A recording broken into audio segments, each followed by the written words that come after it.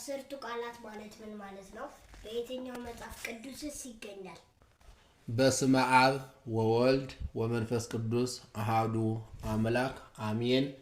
ኦርቶዶክሳውያን በሀገር ውስጥም በውጭ ሀገርም ያላችሁት እንደምን አላችሁ? እንደምን ሰነበታችሁ? አሜን። እግዚአብሔር ይመስገን። ጥያቄውን ለመመለስ እሞክራለሁ።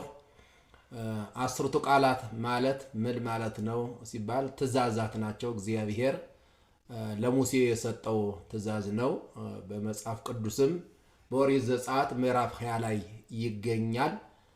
ያለኔ በቀር ምንም ሌላ አማልክትን አታምልክ፣ የእግዚአብሔርን ስም በከንቱ አትጥራ፣ ታከብረው ዘንድ ሰንበትን ጠብቅ፣ አስብ፣ እናትና አባትህን አክብር፣ አትግደል፣ አታመንዝር፣ አትስረቅ፣ በባልንጀራህ ላይ በሐሰት አትመስክር፣ የወንድምህን ሚስት አትመኝ ብሎ 9ኙን ቃላት ንጉሳችን ፈጣሪያችን እግዚአብሔር ለሙሴ በደብረ ሲና እነዚህን ሕያው ቃላት ተናግሯል።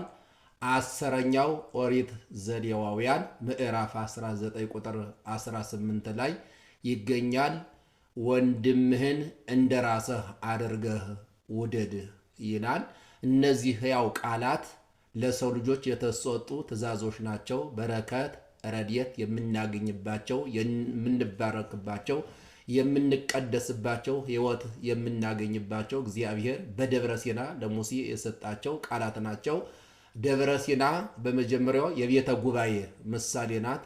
በቤተ ጉባኤ እነዚህ ቃላት ይነገራሉ፣ ይነበባሉ፣ ይተረጎማሉ።